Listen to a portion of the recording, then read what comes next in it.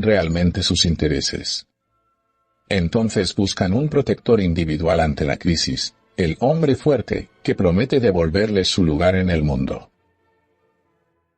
La genialidad bonapartista de Trump es que logra presentar su figura como la solución a problemas reales, la pérdida de empleos industriales, el empobrecimiento de sectores medios, la crisis de las comunidades rurales, sin cuestionar jamás las causas estructurales de esos problemas. Trump usa las redes sociales como Bonaparte usaba la prensa, para construir una relación directa con el pueblo, que evite las mediaciones institucionales tradicionales. Es el mismo mecanismo que identifiqué hace 170 años, apelar directamente a las masas atomizadas para saltear a los partidos burgueses tradicionales. Pero la tecnología le permite perfeccionar el método. Con Twitter, Truth Social y los medios afines, Trump construye una narrativa permanente donde él es el único que dice la verdad contra el establishment corrupto. Cada tuit es un llamado directo al pueblo por encima de las instituciones. Esta comunicación directa le permite mantener la ilusión de que está del lado del pueblo, incluso cuando implementa políticas que benefician exclusivamente al capital más concentrado. Detrás de toda la retórica populista, ¿qué hace Trump realmente? En su primer mandato bajó impuestos a las corporaciones del 35% al 21%, desreguló el sector financiero, favoreció a las grandes empresas tecnológicas con contratos millonarios, implementó políticas comerciales que benefician principalmente a los monopolios estadounidenses. En esta segunda presidencia ya vemos la misma lógica. El proteccionismo que promete no beneficia a los trabajadores sino a las grandes corporaciones que pueden aprovechar las barreras comerciales para aumentar precios. Los aranceles no protegen empleos, protegen ganancias empresariales. Su política energética favorece a las grandes petroleras, su política tecnológica beneficia a los gigantes de Silicon Valley, su política financiera sirve a Wall Street.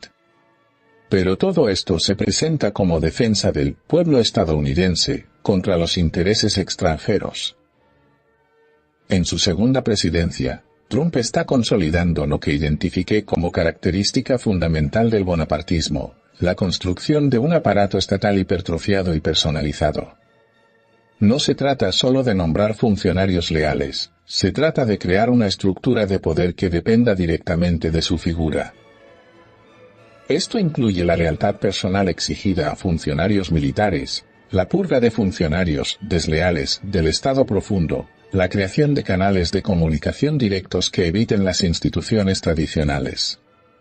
Como Bonaparte, Trump necesita un aparato que le permita gobernar por encima de las mediaciones institucionales burguesas tradicionales. La contradicción del trumpismo es la misma que identifiqué en Bonaparte. Promete representar a sectores populares pero sirve exclusivamente al capital más concentrado. Los trabajadores industriales que votaron por Trump esperando recuperar sus empleos reciben a cambio empleos precarios, como en Amazon, por ejemplo. Los sectores medios que esperaban protección contra la globalización reciben más concentración empresarial. Pero Trump logra mantener el apoyo presentando cada fracaso como producto de la resistencia del establishment. Si las políticas no funcionan, no es porque sirvan al capital, es porque los enemigos internos las sabotean. Lo específico del bonapartismo trumpista es que opera en una potencia imperial en decadencia, canaliza la frustración popular hacia enemigos externos e internos, inmigrantes, China, la izquierda radical, mientras se entrega la economía real al capital más concentrado. Esta es la mecánica que describí hace 170 años, dividir a las clases subordinadas, ofrecerles reconocimiento simbólico mientras se las explota materialmente, y presentar los intereses del capital como si fueran los intereses de la patria. Trump demuestra que el bonapartismo no solo sobrevive en el siglo XXI, se perfecciona.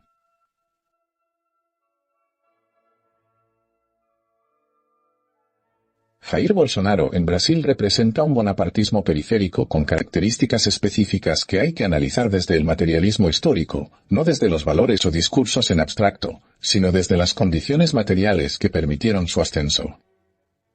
¿Por qué sectores populares apoyan a un ex militar que promete Dios, patria, familia? No es por manipulación ideológica abstracta, es porque esos sectores enfrentan condiciones materiales específicas que los llevan a buscar un protector individual. La base social de Bolsonaro incluye sectores medios urbanos empobrecidos por la crisis económica, pequeña burguesía amenazada por la concentración empresarial, trabajadores precarizados que no logran organizarse como clase, y crucialmente, sectores evangélicos que vivieron movilidad social ascendente durante las décadas del PT pero que ahora enfrentan estancamiento o retroceso. Estos sectores, como aquellos campesinos parcelarios que analicé en 1851, no pueden constituirse como clase. Están atomizados por la precarización, fragmentados por la crisis, desesperanzados ante la falta de perspectivas. Entonces buscan certezas individuales ante la incertidumbre colectiva. Los sectores evangélicos fueron centrales para el bolsonarismo, pero hay que entender por qué desde una perspectiva materialista. No se trata de que los valores religiosos determinen la política, se trata de que ciertas condiciones materiales hacen que ciertos valores religiosos funcionen como refugio ante la crisis. ¿Qué ofrecen las iglesias evangélicas a sectores populares en crisis? Primero, identidad y pertenencia en una sociedad que los atomiza. Segundo, promesa de prosperidad individual cuando la prosperidad colectiva parece imposible. Tercero, explicaciones simples para problemas complejos. La crisis no es del sistema, es por pecado, corrupción moral, alejamiento de Dios. Bolsonaro logró articular perfectamente su discurso bonapartista con esta búsqueda de certezas. Dios, patria, familia no es solo un eslogan, es la promesa de orden y protección a sectores que sienten que todo se desmorona a su alrededor. Bolsonaro se presenta como el capitán enviado por Dios para salvar Brasil de la decadencia moral y política. Como Bonaparte prometía restaurar la grandeza francesa, Bolsonaro promete restaurar los valores brasileños contra la corrupción, el comunismo y la ideología de género. El mecanismo es el mismo que identifiqué hace 170 años, presentarse como el hombre que está por encima de los partidos tradicionales, que no representa una fracción sino toda la nación, en este caso, la nación cristiana, contra sus enemigos internos y externos. Pero acá viene lo fundamental, usa un lenguaje moralizador para ocultar un programa económico completamente pro-burgués. Habla de familia tradicional, mientras implementa flexibilización laboral que destruye las familias trabajadoras. Con la flexibilización extrema, un trabajador puede ser obligado a trabajar hasta 12 horas diarias, con jornadas intermitentes, banco de horas, turnos rotativos impredecibles, y múltiples empleos precarizados para sobrevivir. Pensá en una trabajadora evangélica que apoyó a Bolsonaro esperando que defendiera los valores familiares, ahora trabaja 10 a 12 horas en un empleo flexibilizado, después hace delivery de noche para completar ingresos, y los domingos limpia casas. ¿Cuándo puede estar con sus hijos? ¿Cuándo puede participar en actividades familiares o religiosas? Detrás de toda la retórica religiosa y patriótica, ¿qué hizo Bolsonaro realmente?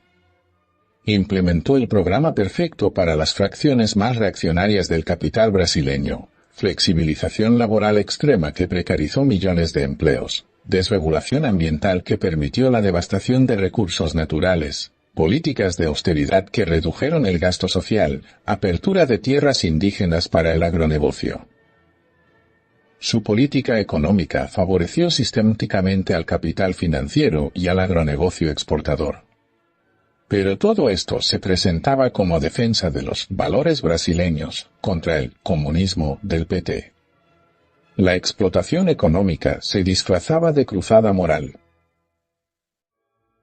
La genialidad bonapartista de Bolsonaro fue usar valores religiosos para dividir a la clase trabajadora.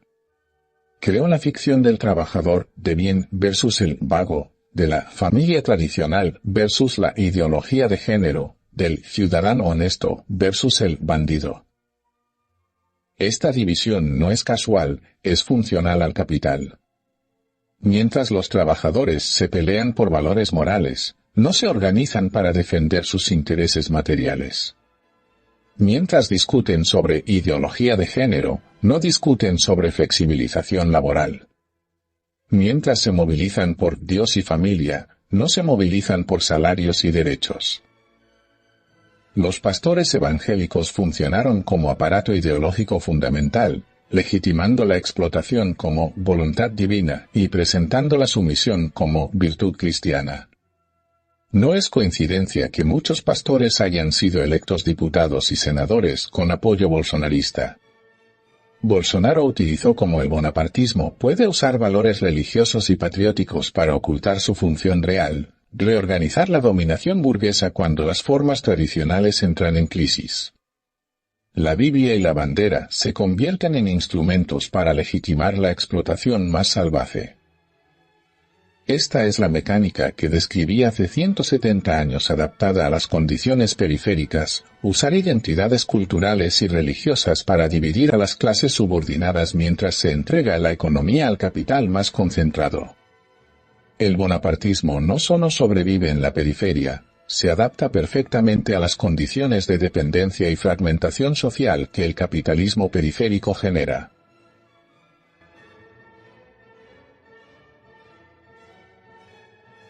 Después de analizar cómo funcionó Bonaparte y cómo funcionan sus herederos contemporáneos, la pregunta que surge es práctica: ¿cómo evitar caer en estas trampas? ¿Cómo construir una alternativa real? Primera lectura.